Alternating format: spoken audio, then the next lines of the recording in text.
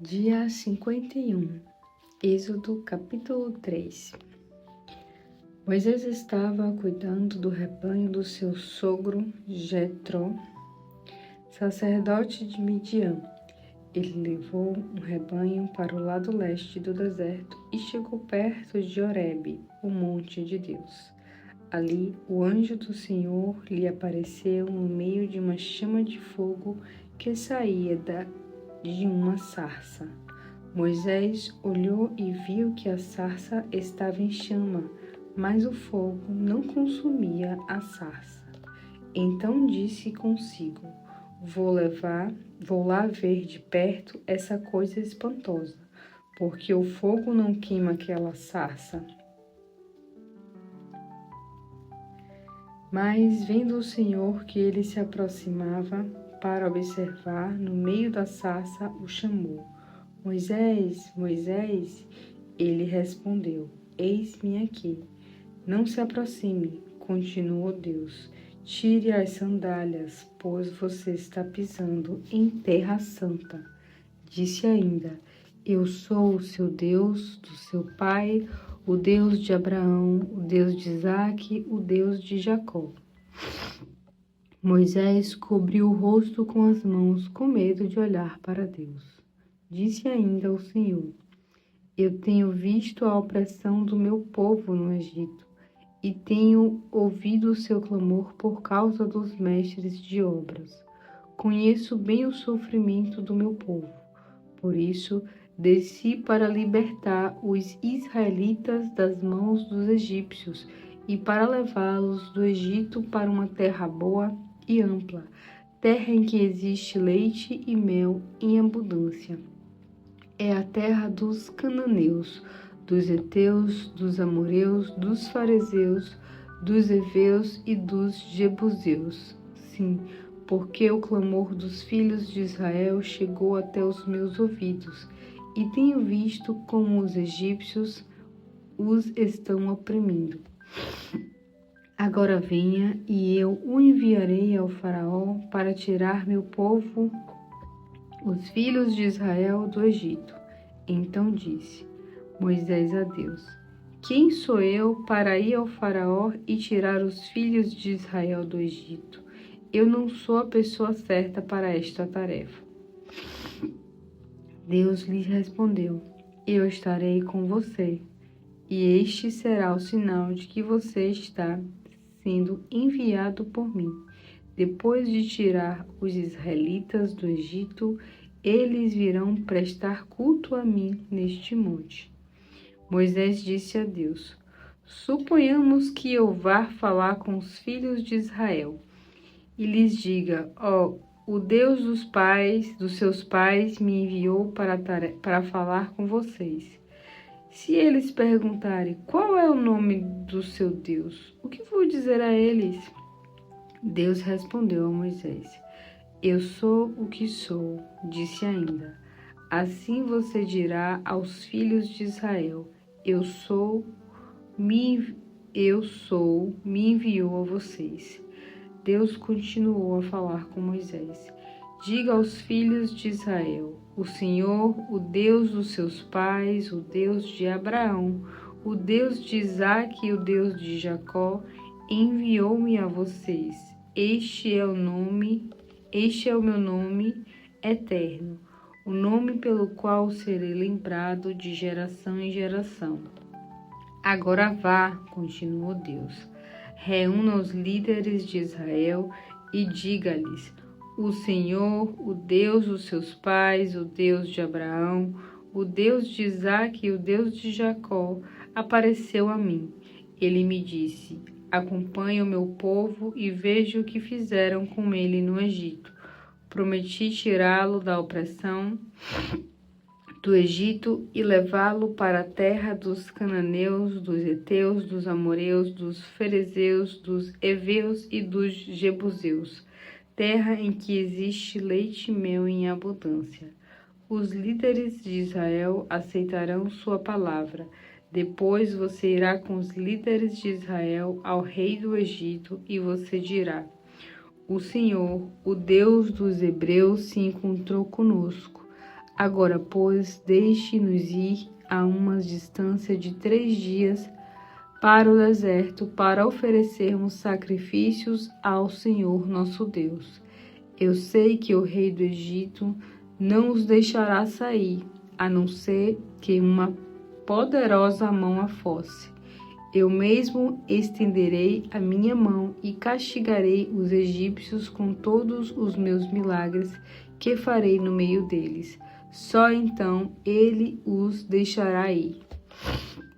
Quando isso acontecer, vou fazer com que os egípcios tratem vocês com bondade, de maneira que, quando vocês saírem, não sairão as mãos vazias. Cada mulher israelita pedirá à sua vizinha e às suas hóspedes joias de prata e de ouro, roupas com as quais vocês vestirão os seus filhos e as suas filhas. E assim vocês tomarão as riquezas dos egípcios.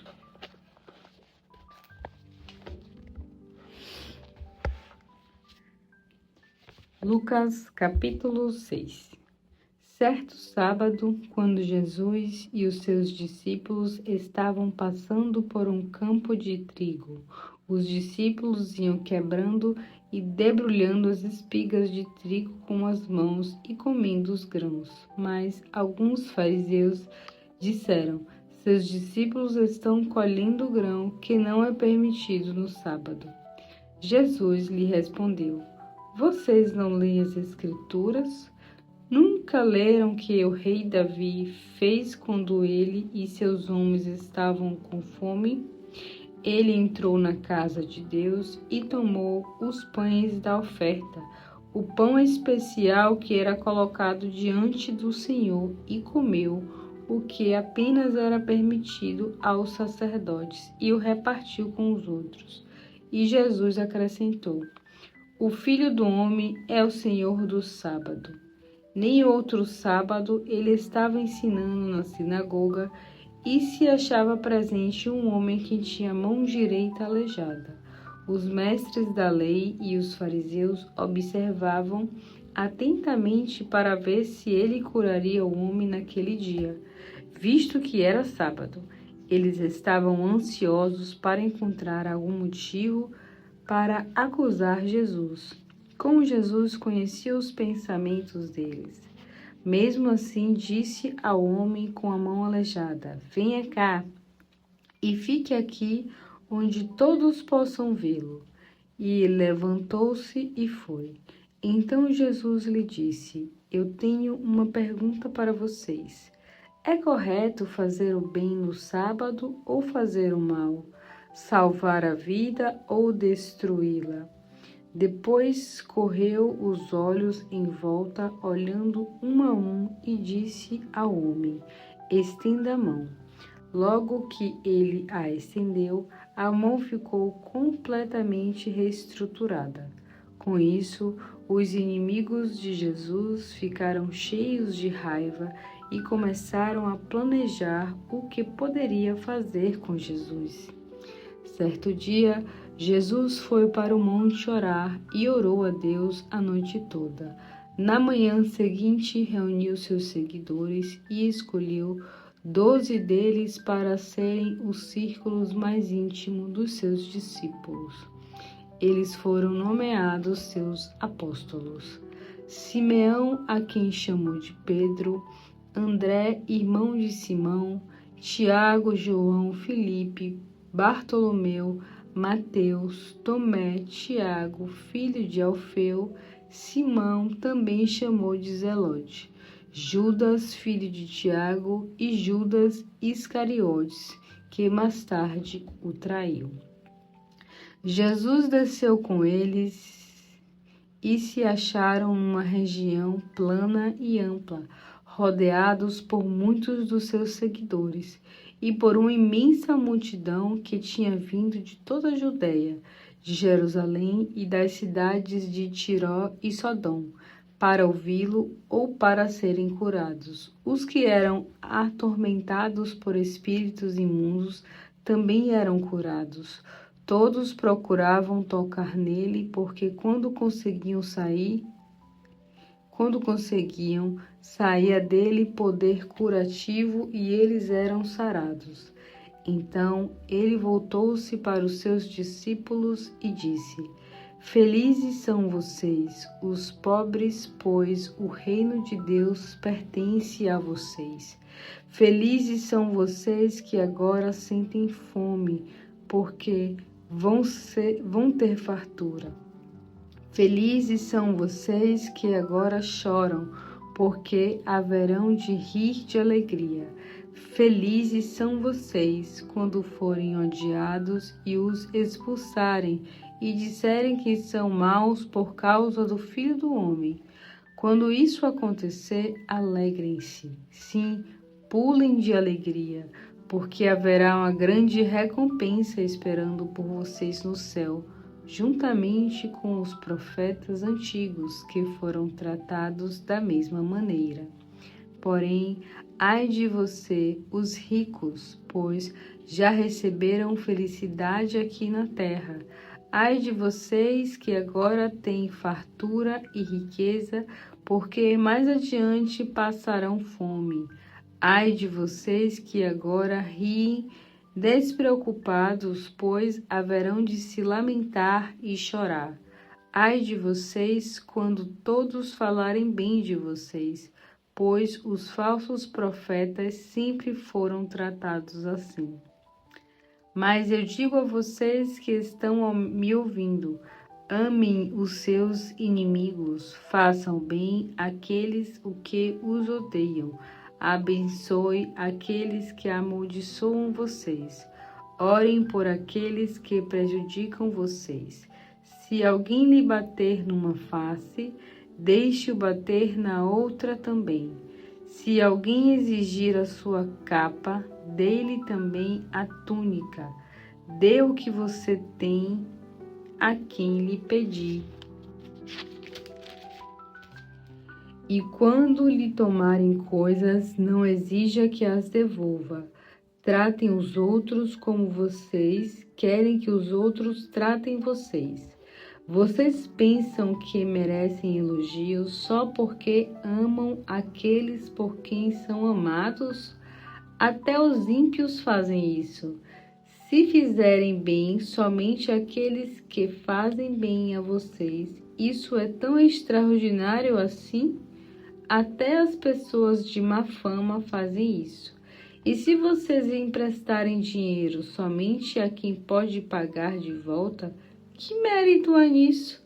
Até as pessoas de má fama emprestam a outras, esperando receber de volta o que emprestaram. Amem seus inimigos, façam-lhes o bem, emprestem a eles. Não se preocupe com o fato de que eles não pagarão de volta. Assim, a recompensa que virá do céu para vocês será muito grande e verdadeiramente vocês serão os filhos de Deus Altíssimo, porque é Ele que é bondoso com os ingratos e os maus. Sejam misericordiosos, assim como o Pai de vocês é misericordioso. Não julguem e vocês não serão julgados. Não condenem e vocês não serão condenados. Perdoe e serão perdoados. Deem aos outros e será dado a vocês. Suas dádivas voltarão e vocês, em medida cheia, calcada, sacudida e transbordante. A medida que vocês usarem será usada para medir vocês. Jesus fez as seguintes comparações. Que adianta um cego guiar outro cego? Ele cairá no buraco e puxará o outro consigo. O discípulo não está acima do seu mestre, mas se ele se esforçar, poderá aprender tanto quanto o seu mestre. E por que reparar o cisco no olho do irmão quando não pode perceber que tem uma viga no seu próprio olho? Como você pode pensar em dizer-lhe, irmão, eu ajudo a livrar deste cisco no seu olho, quando você não pode ver a viga que está no seu próprio olho? Hipócrita! Livre-se primeiro da viga do seu olho, e então você poderá ver claramente para cuidar do cisco do seu irmão. Uma árvore de boa qualidade não dá fruto ruim, nem uma árvore de má qualidade dá fruto bom. Uma árvore é conhecida pela qualidade do seu fruto. Ninguém colhe figos de espinheiros, nem uvas em árvores espinhosas. Um homem bom de seu bom coração produz boas obras, e um homem mau da sua maldade produz más obras, porque a sua boca fala que está cheio o seu coração. Por que vocês me chamam Senhor, se não me obedecem? Porém, todo aquele que vem a mim, ouve as minhas palavras e me obedece, é como um homem que constrói uma casa sobre um alicerce sólido, posto em cima da rocha firme. Quando vier a inundação, as águas baterão contra aquela casa e ela continuará em pé, pois está solidamente construída. Porém, aquele que ouve a minha palavra e não obedece é como um homem que constrói uma casa sem alicerce. Quando as águas batem naquela casa, cairá e será desmanchada no montão de ruínas. Jó capítulo 20. Então Zoar, o naamita, respondeu pela segunda vez: Eu preciso dizer o que estou pensando imediatamente, porque estou profundamente perturbado. Ouvi com atenção as suas respostas e suas acusações contra mim, e por isso tenho de responder de acordo com a minha consciência. Você não compreende que desde a antiguidade, desde que existe gente na terra, a alegria dos maus é passageira, e o riso dos pecadores rebeldes dura apenas um momento? Mesmo que ele seja cheio de si, orgulhoso, e sua cabeça toque as nuvens, o perverso perecerá para sempre, como o seu próprio excremento. Seus conhecidos todos vão perguntar: onde ele foi parar? Ele passará depressa como um sonho para nunca mais ser encontrado. Desaparecerá como uma visão da noite. Os olhos que o viram não o verão mais, nem o seu lugar o verá outra vez. Seus filhos terão de fazer restituição aos pobres, e ele próprio, com suas mãos, terá de restituir a sua riqueza. Mesmo que ainda seja jovem e cheio de saúde, o perverso será castigado com a morte. Para o perverso, a maldade tem um gosto doce em sua boca, e ele o esconde sob a língua. Mesmo que ele goste de saborear as maldades como se fosse uma comida deliciosa, ainda assim, essa comida deliciosa deixará um gosto amargo no seu estômago e se transformará em veneno de serpente em seu interior. Ele vomitará as riquezas que engoliu. Deus fará seu estômago lançá-las fora. Ele toma veneno de cobra, um veneno terrível para que acabará tirando a sua vida. Ele não aproveitará as coisas belas da vida, os rios correndo pelos campos cobertos de mel e de manteiga. O perverso não aproveitará o futuro do seu trabalho. Seus lucros desonestos não trarão a menor alegria. Tudo isso porque explorou os pobres e os deixou desamparados. Tomou à força as propriedades que não construiu. Por causa da sua cobiça sem limites, o perverso perdeu tudo que tanto desejou e sonhou conseguir. Ele nunca perdeu uma oportunidade de roubar para conseguir riquezas e por isso perderá toda a sua fortuna. Quando atingir o máximo da riqueza, a aflição o dominará, toda a força da miséria vai acabar com ele. Para alimento, Deus fará chover a sua ira sobre o perverso, até ele dizer: não aguento mais. Se ele escapar da arma de ferro, uma flecha com ponta de bronze o atravessará. Ele arranca a flecha cravada em suas costas e a ponta sai brilhando em seu fígado. O ferimento é mortal e o perverso é dominado pelo medo da morte. Densas trevas estarão à espera de suas riquezas. Um incêndio que ninguém saberá explicar destruirá todos os tesouros que ele ajuntou em sua casa. Os céus revelarão o pecado do perverso e a terra se levantará contra ele. Os bens de sua casa serão levados, arrastados pelas águas no dia do castigo que Deus, pois isto é o que acontece ao homem que se revolta contra Deus. Esse é o terrível destino que Deus reserva para ele.